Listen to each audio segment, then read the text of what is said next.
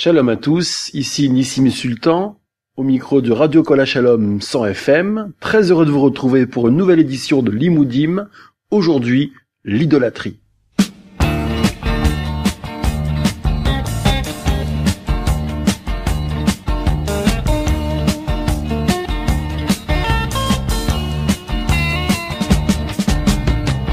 Au commencement, nos ancêtres étaient des idolâtres. C'est par ces mots que s'ouvre le récit rituel annuel de la sortie d'Égypte au soir de Pessah de la Pâque juive. En tous les cas, une variante de ce récit qui fait remonter le roman des origines du peuple hébreu à cet aveu: au commencement, nos pères étaient des idolâtres. Il s'agit, vous l'avez compris, des parents d'Abraham, peut-être d'Abraham lui-même dans sa prime enfance.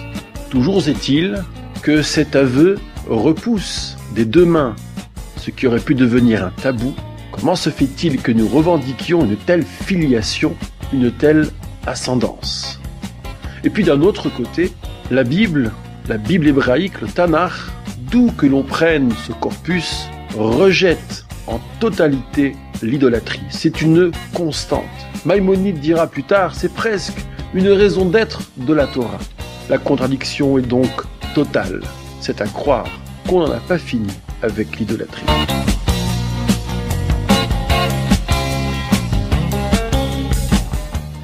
Comme à l'accoutumée, notre étude s'établira en 3 temps. D'abord, nous essaierons de déterminer ensemble ce qui fait l'obsession biblique autour de l'idolâtrie. Puis ensuite, nous essaierons de lever le voile sur le sens de ce rejet, pour enfin nous pencher sur la question d'aujourd'hui: quelles sont les modalités d'implication et d'extension du principe de l'idolâtrie dans le monde dans lequel nous vivons.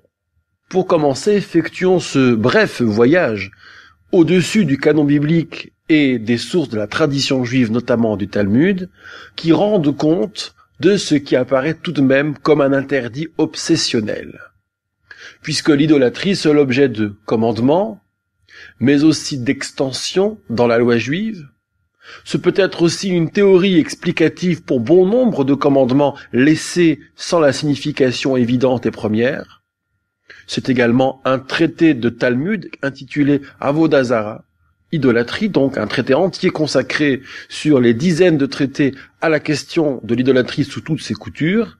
Et puis, c'est une infinité de récits, notamment dans les livres historico-bibliques sur les rois, sur les juges et bien au-delà. Tout d'abord au niveau des commandements. Il y a un premier registre universel que l'on appelle les lois noachides, celles qui sont adressées au premier homme, plus officiellement adressées à Noé à la sortie de l'arche, parmi lesquelles il y a l'interdit d'idolâtrie. Plus précisément encore, dans les 10 commandements, dans les 10 paroles, il est un paragraphe notoire où il est question de l'idolâtrie. Et si l'on fait la synthèse des très nombreuses occurrences des commandements bibliques qui ont à voir de près ou de loin avec l'idolâtrie, en tout cas directement, eh bien il y a en synthèse d'un côté les interdits quant à la fabrication des idoles, c'est-à-dire la fabrication, la confection d'objets représentant soit un élément terrestre ou céleste, un astre, ou même un élément dit spirituel, une créature spirituelle, une confection dans le but d'un culte, c'est-à-dire que l'objet soit servi comme une divinité, lui conférant un pouvoir divin. La fabrication elle-même tombe déjà sous le coup d'un interdit, puis il y a le culte à proprement parler, autre batterie d'interdits. Alors, en synthèse toujours, soit il s'agit de servir telle idole selon sa modalité cultuelle, un culte parfois très exotique, très original. S'agit-il de danser devant telle idole identifiée? Eh bien, ce culte ne fonctionnera pas, ne sera pas une transgression lorsque l'on danse devant une idole où ce n'est pas le culte. En revanche, il existe des cultes transversaux qui, si à toutes les idoles, équivalent transgression, notamment la prosternation. Vous trouverez également parmi les interdits l'interdit de tirer profit des idoles, soit par le commerce, soit parfois de manière tout à fait indirecte. Et puis sur le registre des obligations, cette obligation historique de destruction des idoles, des temples, de tous les éléments du culte, Et c'est là justement le lieu de l'obsession biblique qui veut que là où les Hébreux passent, l'idolâtrie trépasse. D'ailleurs, c'est sans doute une donnée archéologique, là où l'on retrouve les idoles ou les temples ou les éléments du culte réduits en morceaux ostensiblement détruits, c'est sans doute sur les lieux et en concordance avec l'itinéraire et les dates, la quasi-preuve du passage ou du séjour des Hébreux. Quant aux extensions, dans la loi rabbinique notamment, il existe, et jusqu'à aujourd'hui, une batterie de précautions ou d'usages culinaires qui ont à voir avec l'idolâtrie. Par exemple, au niveau de la cacheroute, des lois du manger cachère, il existait, et certains aspects subsistent jusqu'à aujourd'hui, disons-nous, une batterie d'interdits, de précautions posées par les maîtres, dans le seul but de tenir à distance l'idolâtre de l'hébreu ou du juif. C'est notamment l'interdiction pour un juif de consommer venant du producteur idolâtre le vin, le lait, le pain, l'huile, le fromage. Quelques aspects de ces interdits demeurent dans la cacheroute contemporaine, dont certains ont encore la justification de la précaution quant à l'idolâtrie, alors que nous ne sommes pas visiblement dans un contexte tel, aujourd'hui, ici et maintenant. Comme théorie explicative, c'est-à-dire cette obsession biblique permettant de résoudre la question du sens de certains commandements qui ne présentent aucune justification apparente dans les versets.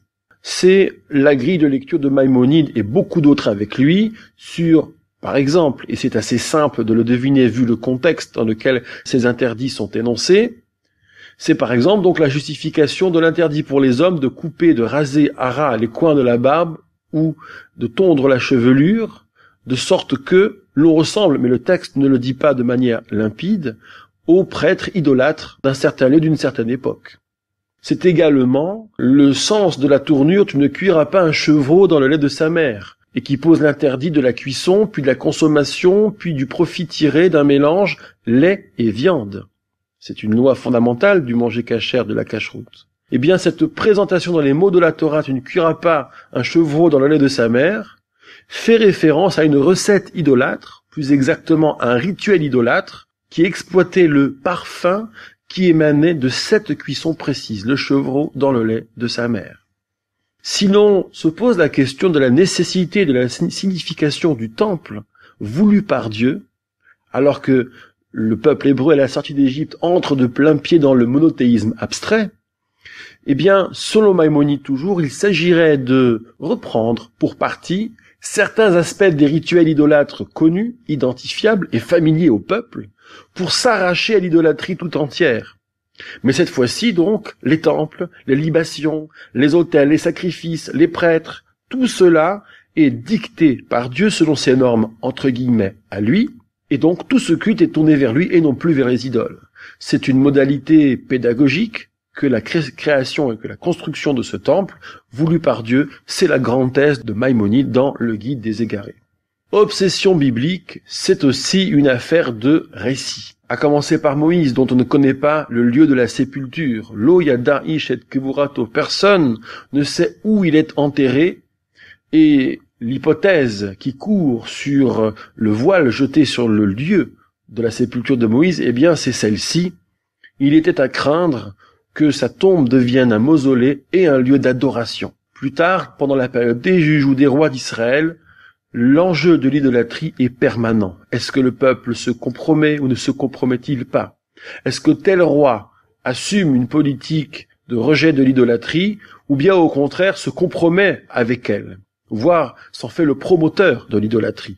Ceci est arrivé, qu'il s'agisse des rois de Judée, après le schisme, c'est-à-dire après Salomon, ou bien les rois du royaume d'Israël, de ce grand royaume du Nord, qui avait réuni quelques 10 tribus sur 12. Citons par exemple 2 de ces rois fameux de Judée. Tout d'abord, le roi Assa, dans les tout premiers rois de Judée après le schisme, qui aura eu ostensiblement comme politique le rejet des idoles.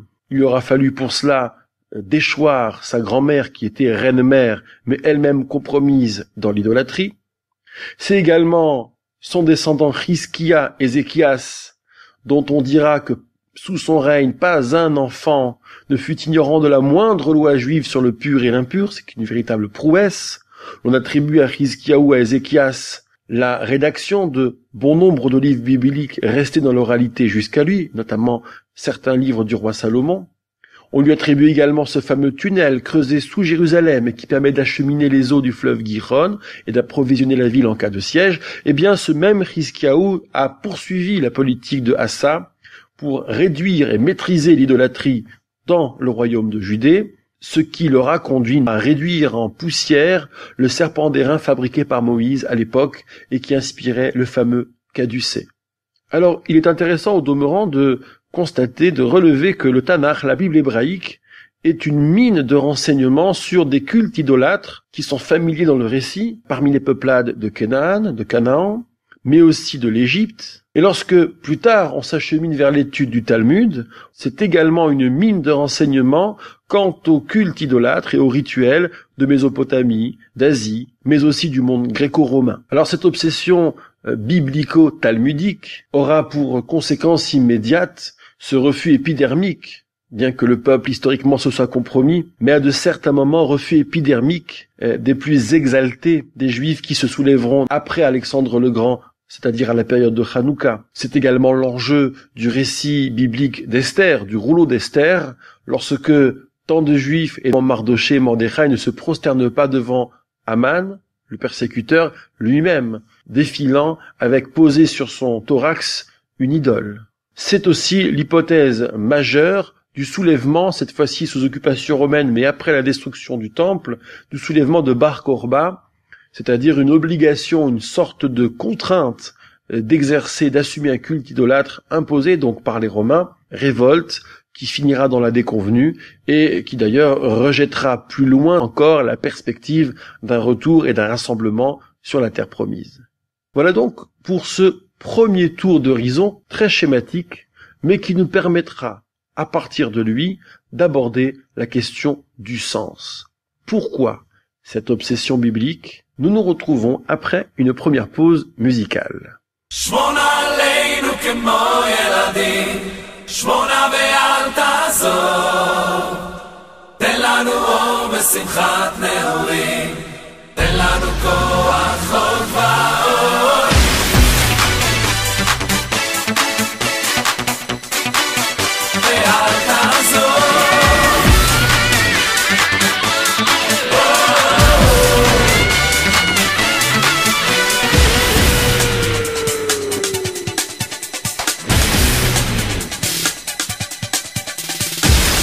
יושב לו אישה במרומים, הוא הרופא כל חולים,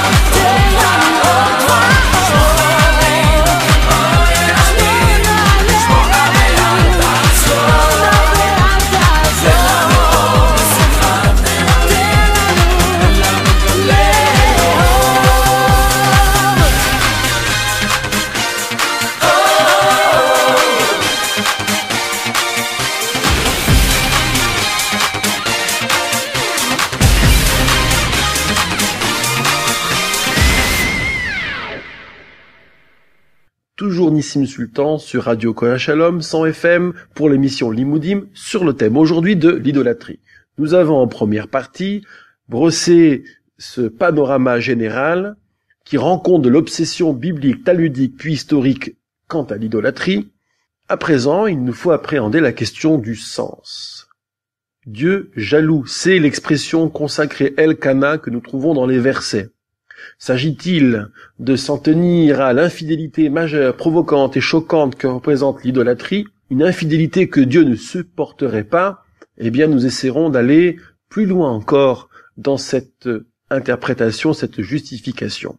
C'est d'autant plus difficile pour saisir le sens et la gravité de l'idolâtrie qu'elle est non seulement historiquement, mais aussi géographiquement éloignée de nous aujourd'hui.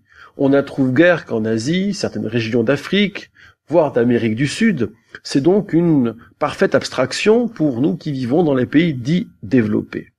En même temps, pour commencer, ou plus exactement avant d'ouvrir le chantier du sens, nous trouvons dans le Talmud traité Sanhédrin 102b une anecdote croustillante qui vient quelque part nous conforter dans notre angoisse de l'incapacité à saisir la gravité de l'idolâtrie. Effectivement, si l'on s'en tient à l'anecdote du Talmud, nous ne sommes pas les seuls à trouver désuet, dérisoire le fait de se prosterner aujourd'hui devant l'objet, le caillou, le bout de bois façonné la veille. Le Talmud raconte donc que Rav Ashi, l'un des derniers à sévir dans le Talmud et un de ses rédacteurs avec Ravina, eh bien Rav Ashi avait pris la mauvaise habitude, entre guillemets, de traiter des anciens idolâtres bibliques avec une condescendance crasse.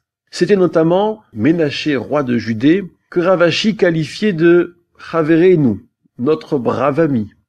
Nous pourrions dire le brave homme, avec un dénigrement que son ironie ne dissimulait pas.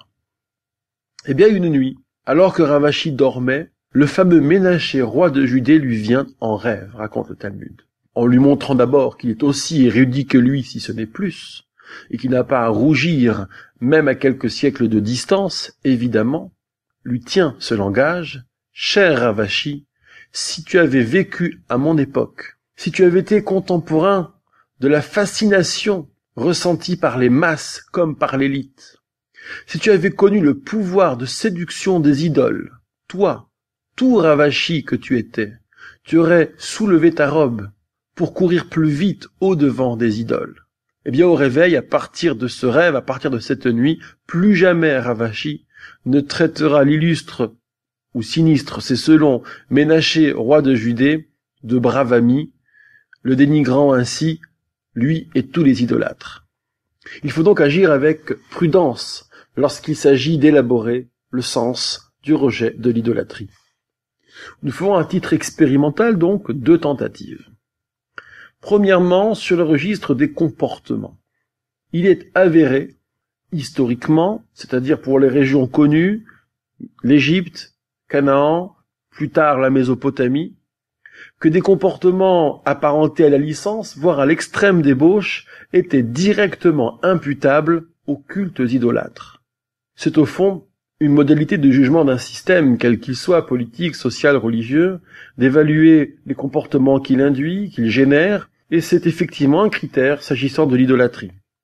Baal Peor, par exemple, la plus célèbre des idoles, en Canaan, devant laquelle on était amené à copuler, voire carrément à faire ses besoins. C'est aussi la mention dans la Torah, mais comme un interdit, Kadesh et Kedesha, le fait de prostituer et de façon rituelle ses propres enfants. Je ne parle même pas des sacrifices humains qui étaient une donnée connue à l'époque contre lequel, par exemple, Abraham s'était érigé. Tout porte à croire que finalement, même s'il est compliqué d'établir une donnée transversale quant à toutes les formes d'idolâtrie, mais il apparaît que les idolâtries ici et là ont désinhibé plus qu'elles n'ont discipliné les hommes. Comme si, en fabriquant l'idole, l'homme, plus qu'au service de l'idole, était au service de lui-même, au service de la licence, au service de ses propres pulsions, au service tout simplement de son corps, au détriment de toute donnée transcendante ou spirituelle. Non que le corps soit méprisable, mais comme est restreinte la vie qui ne fixe comme horizon que le corps, et ses pulsions, et ses besoins, et ses appétits. C'est un peu ce que nous retrouverons dans l'adage talmudique qui vaut explication quant au veau d'or. Les Hébreux dans le désert n'ont réalisé le veau d'or, ce qui est un étonnement considérable, après les 10 plaies d'Égypte, après la mer Rouge, après la révélation du Sinaï. Voici que, pour un retard de quelques heures de Moïse qui ne descend pas de sa montagne, le peuple pris de panique fabrique ou fait fabriquer un veau d'or. Ceci est énorme. C'est un paradoxe a priori insurmontable. Mais le Talmud, donc, pose comme théorie explicative, ils n'ont réalisé ces Hébreux le veau d'or que pour se permettre la licence, que pour accéder à toutes les formes du raffinement de la débauche. Et c'est en cela donc que l'on peut sévèrement juger l'idolâtrie. Également, comme analyse talmudique cette fois-ci, nous pourrions lire cet autre adage qui indique que pour tous les commandements à transgresser, eh bien la transgression vaut mieux que de perdre la vie si l'on est menacé. En revanche, s'agit-il d'être sommé de transgresser le meurtre, les unions interdites ou l'idolâtrie, il vaut mieux être sacrifié que de transgresser.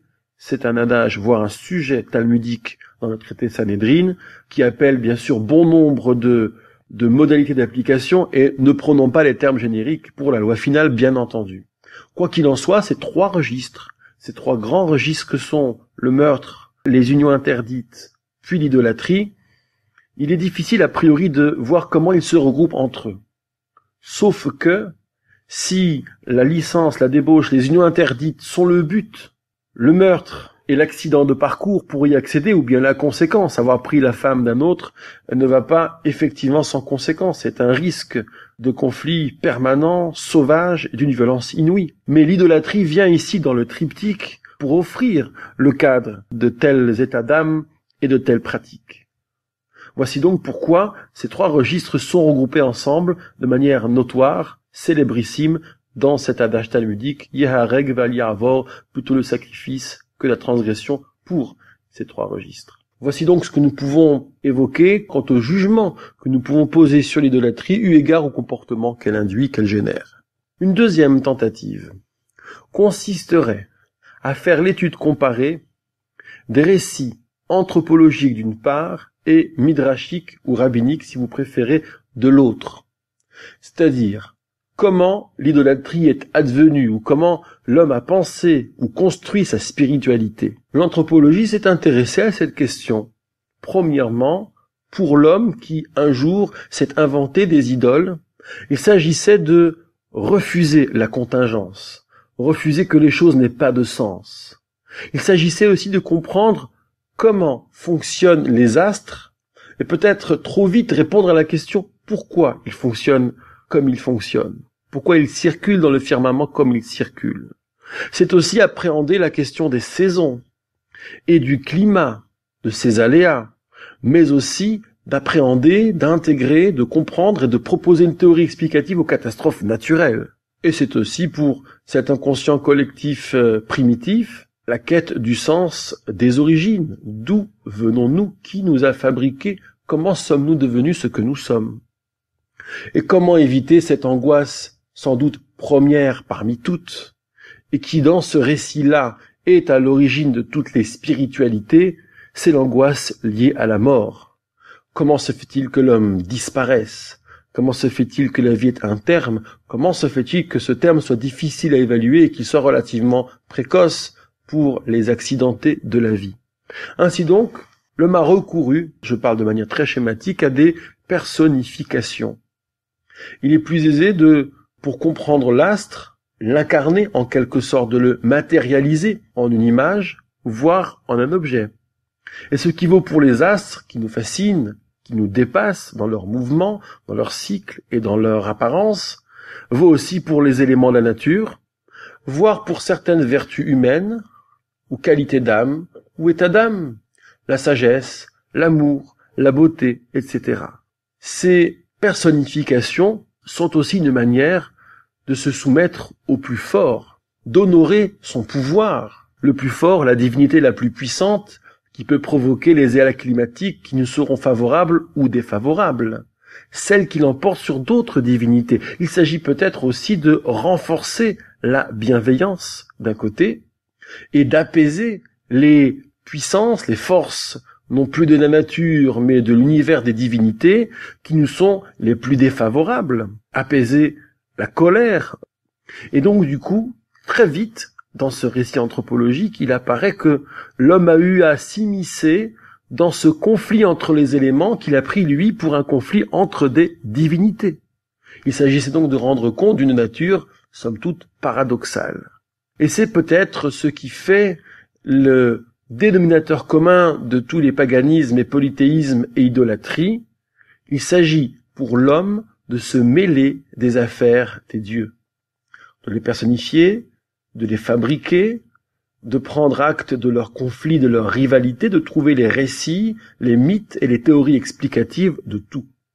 Ainsi donc, on établit ici ou là un système cohérent que l'on croit pouvoir anticiper. C'est une manière finalement très commode, très cérébrale et très imaginative de reprendre le dessus sur les événements, sur ce qui n'est plus la fatalité et sur les aléas de la vie. Voici pour le récit anthropologique. D'un autre côté, le récit rabbinique, qui n'a pas vocation à se substituer au premier, mais simplement à répondre à une question toute simple.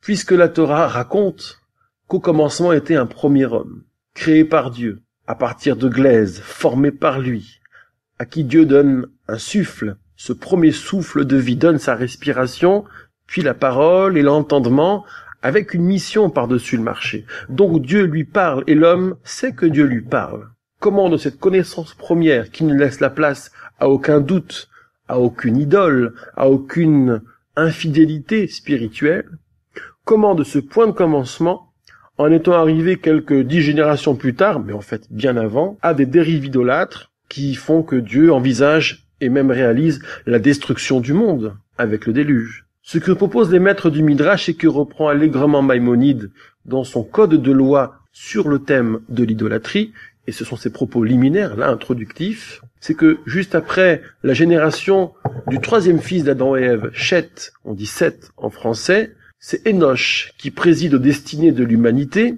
Eh bien, au temps d'Enoch est née une forme d'idolâtrie primitive. C'est-à-dire, le raisonnement fut le suivant, qui vaut dérapage, déviance, comme vous voudrez, puisque nous savons que le Dieu créateur a fabriqué notre ancêtre Adam. Adam a ensuite fait des enfants. Ces enfants vivent sous la voûte céleste. Certains phénomènes de la nature le dépassent. Il faut donc considérer les corps célestes comme étant supérieurs à l'homme, même s'ils sont les agents de Dieu. Mais au fait, si l'on honore Dieu comme le roi du monde, ne faut-il pas aussi honorer ses émissaires, ceux qui sont au-dessus de nous, un peu comme on honorerait les ministres d'un roi? Eh bien, il faut réserver une part de notre estime à ces corps célestes, les amadouer peut-être, qui sait, d'où la naissance d'un premier culte révérentiel. Ou bien sûr, on n'oublie pas qui est à l'origine de tout. Mais vous savez ce qu'est parfois la transmission trop simple, c'est que parfois la transmission qui ne s'embarrasse guère du discours lorsqu'il y a du geste et du rite, eh bien, le rite reste et la pensée disparaît et le sens disparaît. Tant et si bien que par fidélité et mimétisme, l'on a conservé les représentations, on a conservé les cultes révérentiels en y adjoignant les représentations, puis les temples, et en oubliant bien sûr qui était à l'origine de tout. Voici comment, schématiquement, naissait l'idolâtrie. Alors ces deux récits, donc, anthropologiques et rabbiniques, se croisent, somme toute, dans une trajectoire opposée, puisque pour le premier récit, il s'agit de considérer que, au bout de l'idolâtrie, il y a comme maturité anthropologique et spirituelle, et comme aboutissement, le monothéisme abstrait. Un jour, l'homme est suffisamment sûr de lui-même pour s'affranchir des représentations trop simples et basculer dans des théories explicatives plus généreuses, certes, mais plus détachées a priori de sa réalité et de ses angoisses existentielles. Tandis que pour les rabbins, pour le Midrash, plus tard pour Maïmonide, il s'agit de comprendre comment le monothéisme est finalement restauré. Il n'est pas l'aboutissement de l'idolâtrie, il est définitivement à jamais son contraire, et il est restauré un beau jour par la colère, par la révolte. Et ce fut le grand projet d'Abraham, ce patriarche devenu monothéiste et patriarche révolutionnaire et révolté, un homme en quelque sorte en colère, dont nous revendiquons l'ascendance, Mitechila Ovede Avodazara Hayu Avotenu. Ce sont les mots du rituel de Pessah. Au commencement, nos ancêtres étaient des idolâtres, et cette rupture, ce basculement, cette restauration du Dieu unique et de son service au détriment des idoles, ce fut la grande affaire de sa vie, et puisque nous le revendiquons, la grande affaire de notre passé, de notre présent et de notre futur. Alors après une deuxième et dernière pause musicale, nous parlerons justement d'aujourd'hui et de demain. Après avoir évoqué le passé, rendez-vous dans quelques minutes.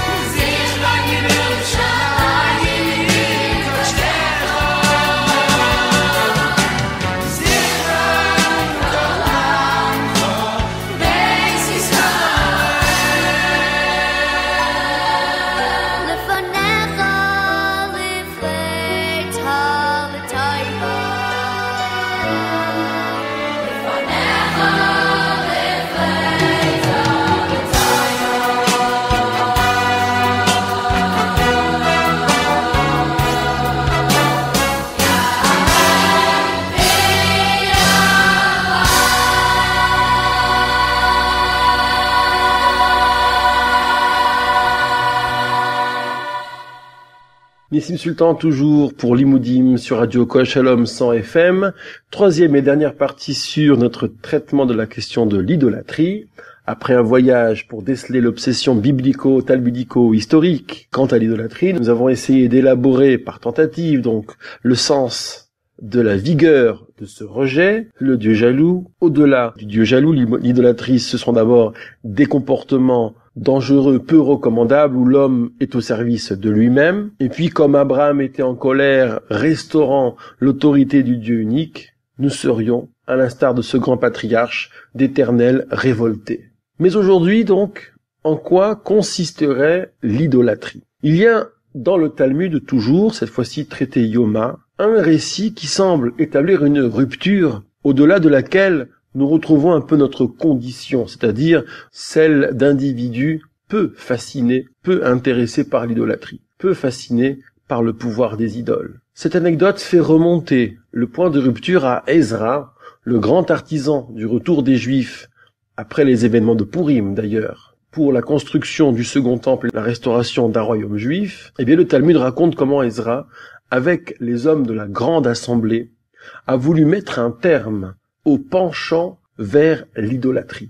Pour ça, il a fallu que tous ces hommes illustres se réunissent, prient ensemble, et dans ce puissant moment mystique, voici ce que le Talmud raconte, au milieu d'eux, se forme un lion de feu. Alors qu'ils prient vers Dieu pour que le penchant vers l'idolâtrie cesse, ce lion de feu leur échappe et semble pouvoir tout dévaster sur son passage. C'est alors qu'il est cerné, puis maîtrisé et enfermé dans une cage. Symboliquement, et plus que symboliquement, le penchant de l'idolâtrie venait de mourir. Dès lors, nous pouvons comprendre pourquoi ce n'est plus une tentation, disons, familière. Ezra et ses contemporains se sentaient ragaillardis par cette réussite et auraient voulu tenter d'abolir le penchant pour la débauche. Et bien, dans une procédure similaire, l'issue de l'anecdote nous apprend que l'idée fut somme toute mauvaise, puisqu'après avoir aboli ce penchant, l'on ne pouvait plus trouver un seul œuf pondu par une poule. Il a donc fallu faire marche arrière, mais ceci est une autre affaire. Voilà donc par cette anecdote là encore croustillante, comment nos maîtres ont théorisé, ont glosé sur le basculement qui existe entre l'époque de la fascination mystique, occultiste, et nos esprits somme toute apaisés par l'abstraction ou à l'aise avec elle. Mais aujourd'hui donc, dans cette abstraction, que penser de l'idolâtrie et comment imaginer qu'elle puisse être présente dans nos vies? Est-ce qu'être fan de tel artiste ou de tel média pose problème? Évidemment non, dès lors qu'on ne confère aucun pouvoir divin à l'artiste en question ou à l'auteur en question. Il faudrait se pencher vers ces très grands mots de Rav Kook, Avraham Yitzhak Kook, qui fut le premier grand rabbin d'Israël ashkénaze sous mandat britannique, et dont la poésie mystique le dispute à la profondeur de la pensée et la densité de son langage. Dans ses très fameux livres, Rav Kook essaie d'imaginer ce que pourrait être une idolâtrie contemporaine. C'est d'abord, dit-il, la mauvaise croyance, puisque fabriquer des idoles et les servir, c'est éventuellement, nous l'avons vu historiquement, tenter de favoriser le pouvoir puissant en rivalité avec le pouvoir malveillant, ou bien tenter d'apaiser le pouvoir divin malveillant, de la divinité malveillante. Eh bien, imaginez qu'il y a chez Dieu comme une composante, ou en tous les cas un accès à la terreur, à la cruauté, à la malveillance, à l'intransigeance, d'imaginer que Dieu est comme une divinité mauvaise, un Dieu mauvais et malveillant, c'est déjà, dit-il, une application, une forme d'idolâtrie.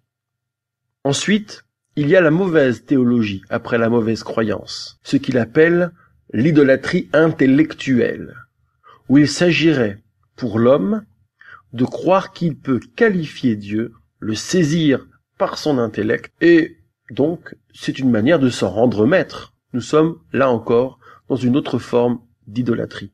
Il existe une troisième manière de fabriquer des idoles, où il s'agirait pour l'homme de croire pouvoir anticiper la théodicée, c'est-à-dire le fonctionnement, l'économie de la justice divine, pouvoir anticiper la pensée de Dieu, ce qui implique de parler en son nom, d'agir en son nom, ce qui revient finalement à s'accaparer un pouvoir divin pour le traduire en actes. C'est schématiquement une fabrication d'idoles. Si l'on devait, non pas résumer, mais retirer une chose, une leçon de vie de ces très belles paroles de Rav Kook, cela tiendrait en un mot, le désespoir. L'idolâtrie appliquée à notre époque, à notre condition d'homme moderne, dit moderne, ne serait rien d'autre que l'économie du désespoir. Lorsqu'il s'agit de décrocher, de ne plus croire en la bienveillance de Dieu quant à soi, de parler en son nom pour condamner l'autre, mais pour se condamner aussi, d'imaginer qu'il n'y a plus de bienveillance chez Dieu, d'imaginer qu'on peut le saisir, le comprendre et parler en son nom, tout cela a à voir avec le décrochage, tout cela a à voir avec le désespoir quant à soi et quant à l'autre. Voici pour les très belles paroles de Rav Kook. Mais enfin, plus proche de nous encore, si l'on devait trouver comment s'applique l'idolâtrie aujourd'hui dans nos vies personnelles, ce serait affaire de morale intime. Par exemple, à travers ce proverbe du Talmud magnifique qui dit ceci, « Kol hakores » quiconque se met en colère, que ilou oved avodah zara, c'est comme si, que ilou en hébreu, il servait les idoles. Quiconque s'emporte est un serviteur d'idole en quelque sorte. Voici ce que disent nos maîtres, voici ce que dit le Talmud. Alors on comprendra fort bien qu'un homme révolté, qu'un homme en colère, qui s'emporte contre ce qui advient, contre ce qui lui arrive, se trompe au fond de révolte. Mieux, à une belle et noble révolution, qu'est le rejet de l'idolâtrie, il substitue cette bien basse et petite révolte qui est le rejet de ce qui lui arrive. La colère est la mauvaise réaction qui montre combien l'homme est au service de lui-même, de ses intérêts premiers non négociables. Et la colère est la manifestation de cette mauvaise révolte. Or, l'homme au service de l'homme, c'était cela, d'abord et avant tout, l'idolâtrie. Concevoir la doctrine, le rite, le culte, jusqu'à la divinité et sa forme, permettant de tout assouvir. En conclusion, toujours dans le Talmud, nos maîtres racontent qu'un jour, les philosophes gréco-romains ont rencontré les sages d'Israël, les anciens. Ils leur ont posé la question suivante. Pourquoi, si votre Dieu exècre à ce point l'idolâtrie, n'a-t-il pas jadis éradiqué par lui-même les idoles? Pourquoi leur a-t-il donné droit de cité? Et les maîtres de répondre, mais si les idolâtres, c'est fou du service de l'homme à travers les services des divinités, si les idolâtres ont finalement souillé la nature, et les astres, et les éléments jusqu'aux animaux, fallait-il que Dieu s'emporte contre cette nature qu'il avait créée pour quelque fou? À travers cette réponse ô combien audacieuse des anciens d'Israël aux sages gréco-latins, on comprend que ce n'est pas un hasard si dans le récit de la Torah, les retrouvailles du Dieu unique avec l'humanité vont de pair avec la délivrance. C'est le récit de la sortie d'Égypte. Les éléments frappés les uns après les autres, les esprits idolâtres qui désespèrent de leurs idoles, elles sont symboliquement brisées. Ce n'est pas un hasard si ceci va de pair avec la délivrance d'un peuple d'esclaves, car en effet, plus qu'un comportement, le rejet des idoles, c'est d'abord un état d'esprit d'homme révolté contre tout ce qui aliène l'homme, contre toutes les formes d'enfermement par la doctrine, par la culture de l'ignorance. Lorsque Dieu vient, Dieu délivre et offre à cet homme qui se tourne vers lui les plus beaux, les plus grands, les plus infinis horizons. C'était Nissim Sultan pour l'Imoudim sur Radio Kol HaShalom 100 FM. À très bientôt.